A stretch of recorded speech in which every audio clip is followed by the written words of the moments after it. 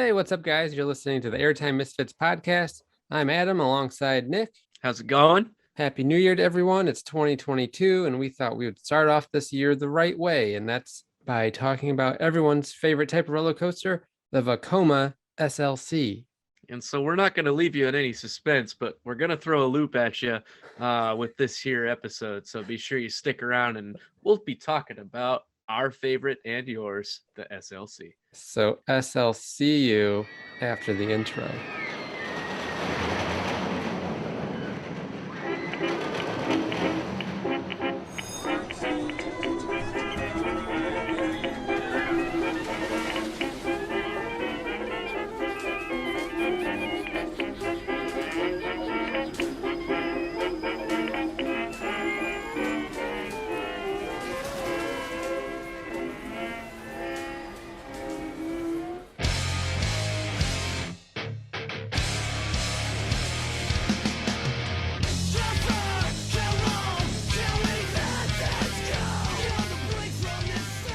Vekoma SLC, as we said in the intro, this is everyone's favorite coaster model by far.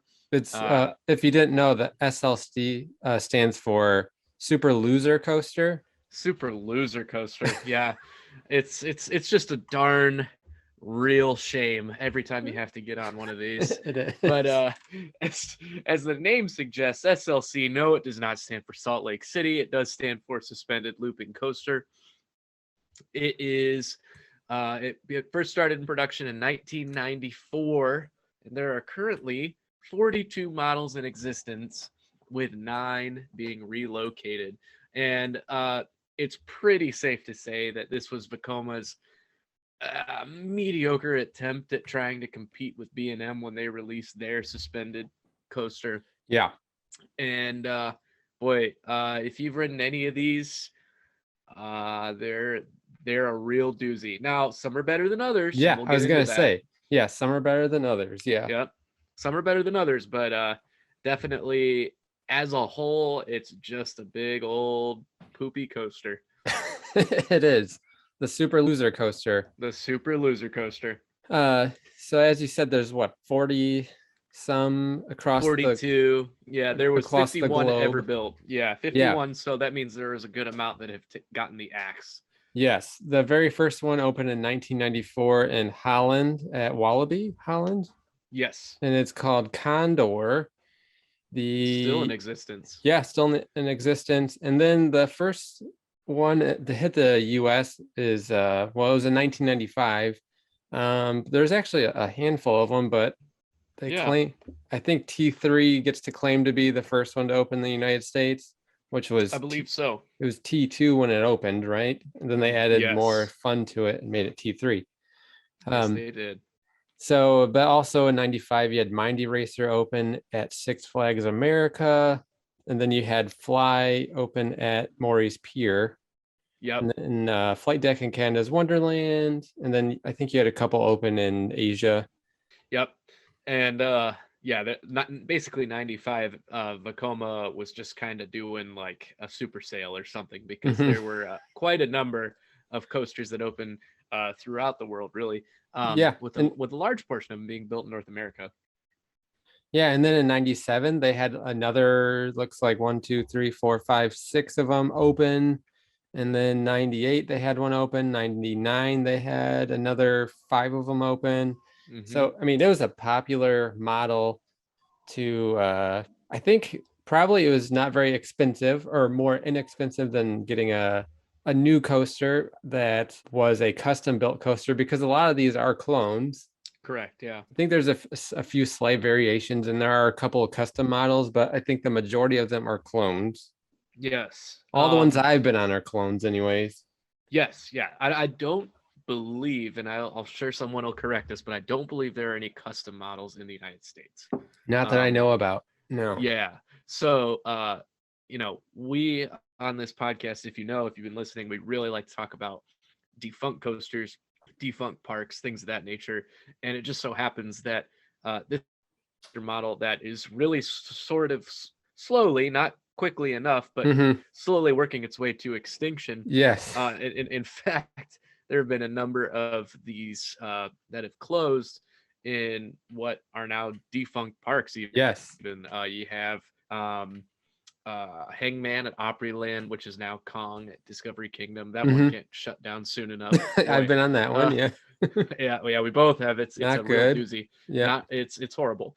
I think the only other one that comes to mind at the moment is Serial Thriller, which I'm wearing the shirt right now. Yes. Awesome Serial shirt. Thriller, yes, at slash Thunderhawk at Geauga Lake, which is now at Michigan's Adventure, which ironically, Adam and I agree is by far the best model in the United States. Yep. I would, off the top of my head, I think I've been on 4 or 5 SLCs. And Thunderhawk is my favorite, and I'll get into my least favorite in a few minutes. But it looks like another SLC that's still floating around that was at a few different parks was they have one at Six Flags La Ronde in Canada. Oh yeah, the Condor, yeah. Yeah. Ednor. But it looks like that used to be at Six Flags Astro World. Yes, that used to be Serial Thriller. Yes, yep. And then it was also at Great Escape for a little while from 2005 to 2009, and then made its debut up in Canada in 2010. Yeah, and at Great Escape, it actually never opened. It just kind of sat there as storage between the time. Oh, really? Okay. And between, yeah. So Six Flags kind of used it as a dumping ground. Sorry, Great Escape, but that's just what you are. It just kind of used it as a dumping ground until they could figure out where to put it. So they decided, put the SLC in La Ronde. We already have another suspended coaster that's far superior. Why not make it 2? So now La Ronde has 2 suspended coasters. That's so weird. Yeah. And then Lost Island theme park, which will be opening next year in Iowa, they're getting their very own SLC, which is a former coaster, and I'm gonna try to pronounce the name. Well, it looks like it was called Cape Cobra at a park called Ratanga Junction. Yeah, Ratanga Junction, and I believe that was in South Africa. Yeah. And it debuted in 1998, and at some point it looks like it closed in 2018, and then Lost Island purchased it and they painted it all purple. It looks kind of cool. Yes, and that's the one thing that I really love about the SLCs over the years, just aesthetically. They look cool in my opinion. The ride experience, as we know, is terrible, but it looks cool, and a lot of parks have gotten really creative with the color schemes over the years. Like this one's purple that you just mentioned at Lost Island. T3 being all red. It's just kind of cool. Like you don't really see that very often. No, and Michigan's Adventure, the Thunderhawk, it had yellow supports and red track, but they just repainted it this past off season, so it still has the red track, but now it has like a brownish black support. And I was looking on Wikipedia. There's one called Kumali at Flamingo Land. It has a really cool paint job. It reminds me of Montu at Busch Gardens. It's like gold supports with blue track, but the supports have like kind of a tribal paint on it. Yeah, it seems very modeled after that whole theme. Yep. But they're still, I mean, no matter what's painted, they're still turds. So horrible. I mean, you could paint it whatever you want. Yes. It's just an awful coaster all around. And I would say one of the main reasons why these coasters can be so awful is the roughness and the restraint system. Yes, the restraints, no matter how you dress it up, they're just awful. Now you have the traditional restraints. When they were first built, they're these big, bulky, hard padding. Yeah, over the shoulder restraints. Yeah, and the handlebars on them make it look like you're doing 2 thumbs up in opposite directions. It just kind of has a diagonal sections, and it's like just you're doing really the Fonzie.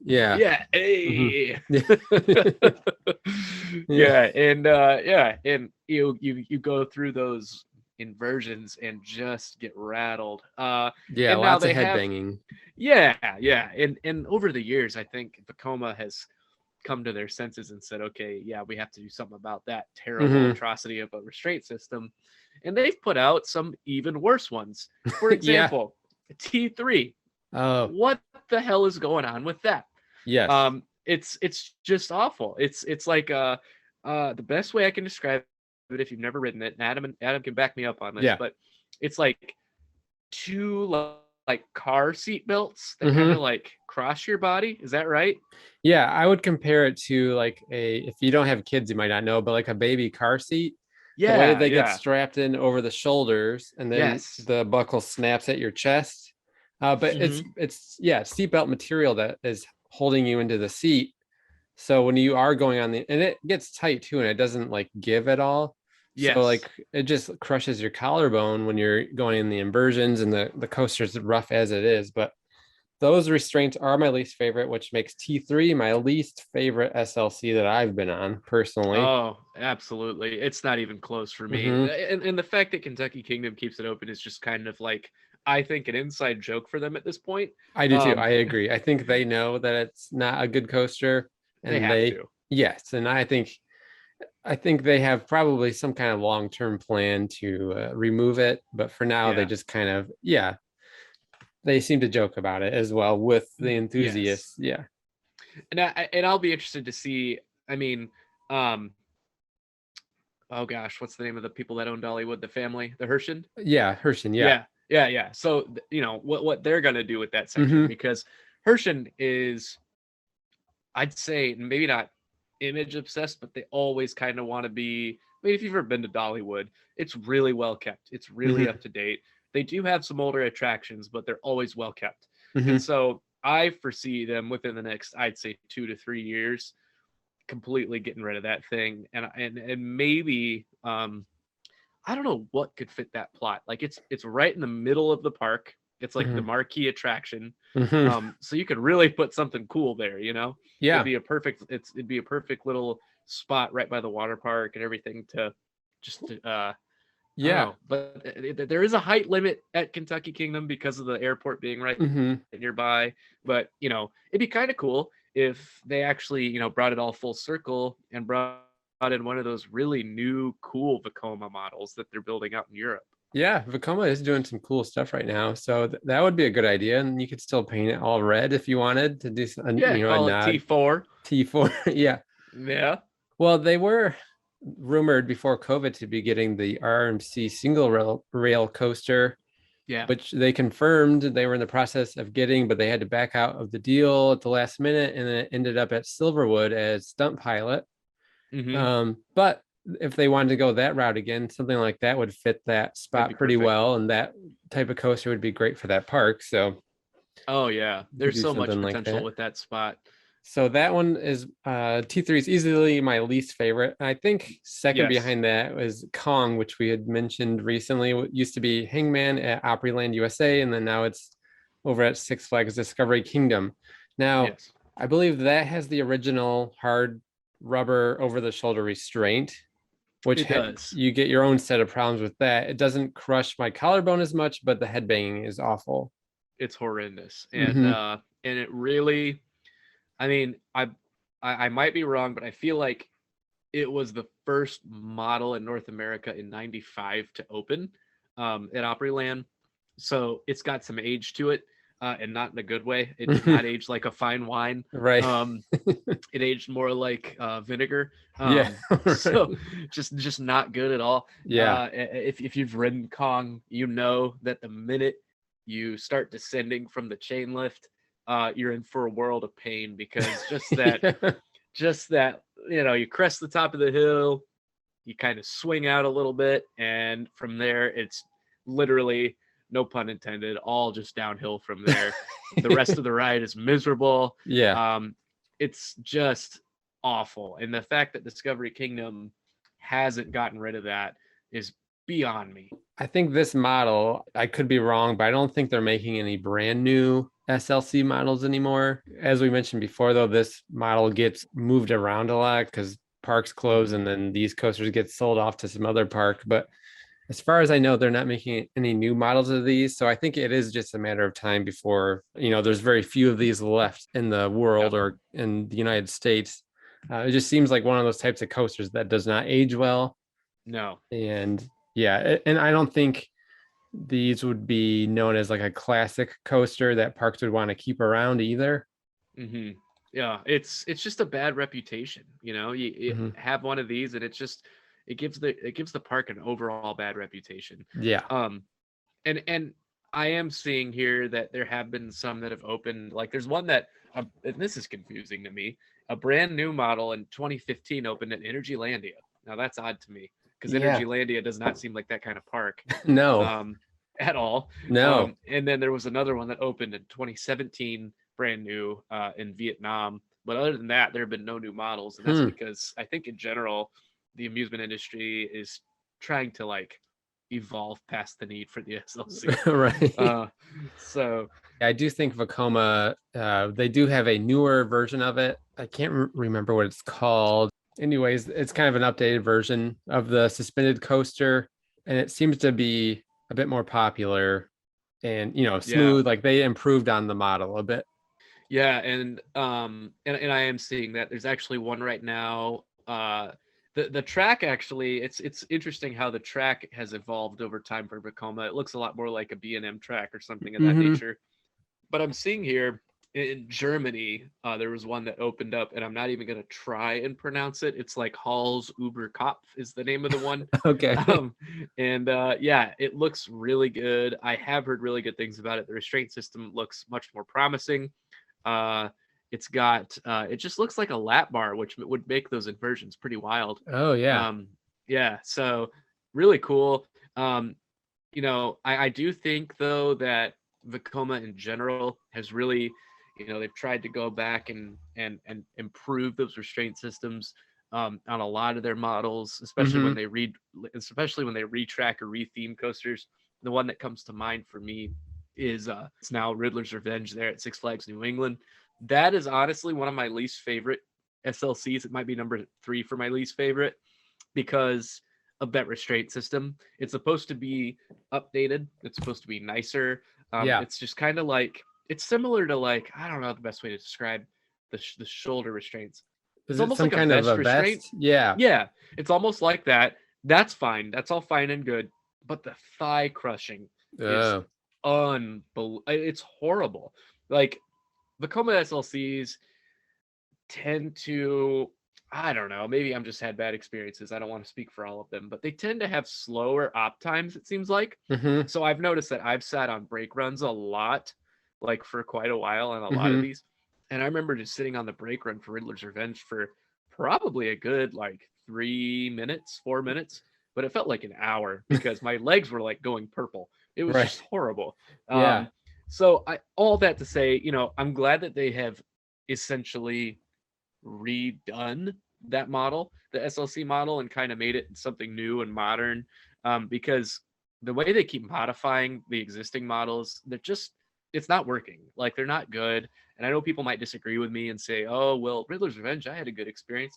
That's fine. But as a whole, you can't say that it's any better than what it was, Hmm. really. Well, that's what I was going to ask you because that one I have not been on. But I know that you had, so I was going to ask you about your experience with that restraint system because I know is different. But Yeah. it sounds like they solved one issue as far as the headbanging, but created a new issue with the thigh crushing. Yeah, and I know you and I have witnessed that as well on like T3. Like T3 not only has the terrible shoulder restraints, but Yeah. it also has that thigh crushing issue. Hmm. Um, so if you get stapled in the station, then you're in for even more pain than what you Right. probably would be. Like it's because no matter what, you're gonna get stapled. Now I wouldn't say it's like Sky Rush level necessarily, but at least Sky Rush will loosen its restraints on the brake run. Yeah.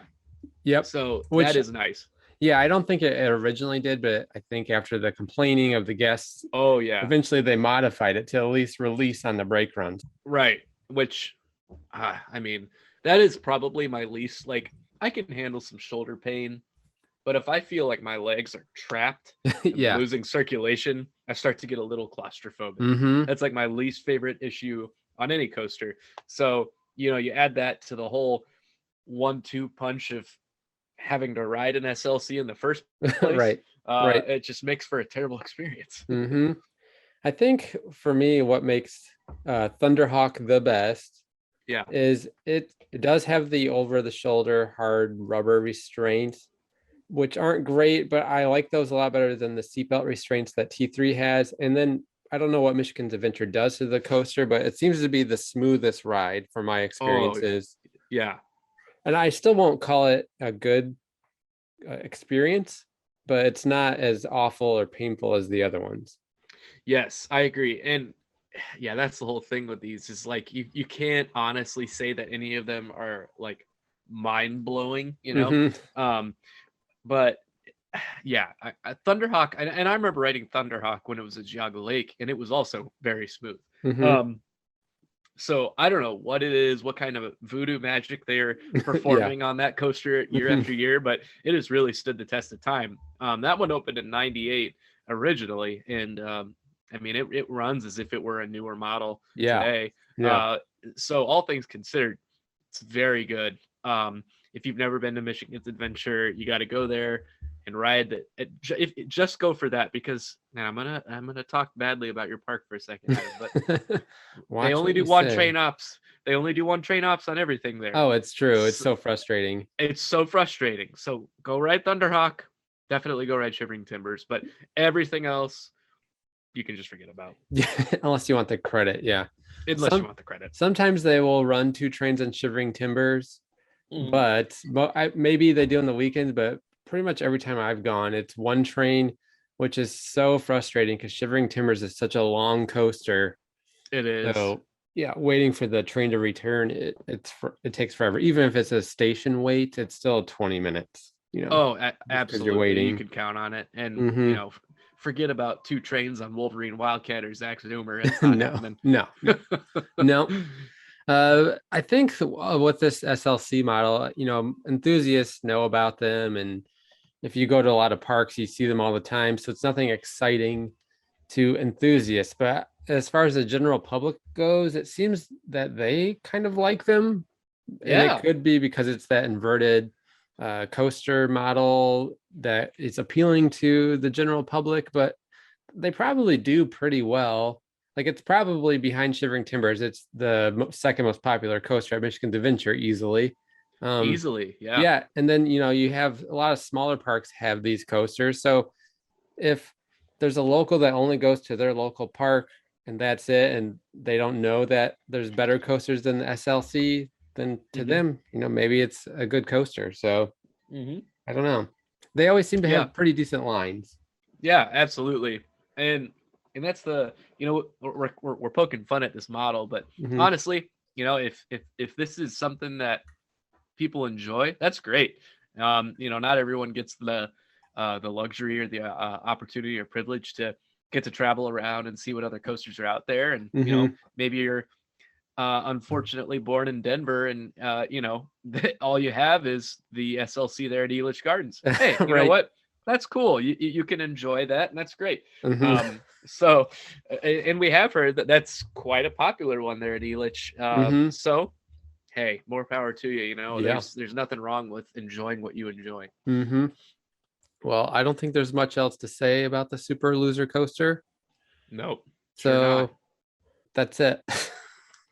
That's it, guys. This is a quick one This is today. a We'll, cold wrap up. and we're gonna probably do some more hot takes in future episodes Yeah, I on think some we're older models. stick Yep. around for that. You can find us on Instagram and Twitter at Airtime Misfits. What You else? Oh almost yeah, said the chain lift. I did. I did. I had to spin my wheels Blasphemy. a little bit. Yeah. Yeah. Thanks for listening to the podcast. Make sure you subscribe to the podcast so you know when the new episodes come out. Thanks for listening, guys, and we will see you in the next episode. Peace.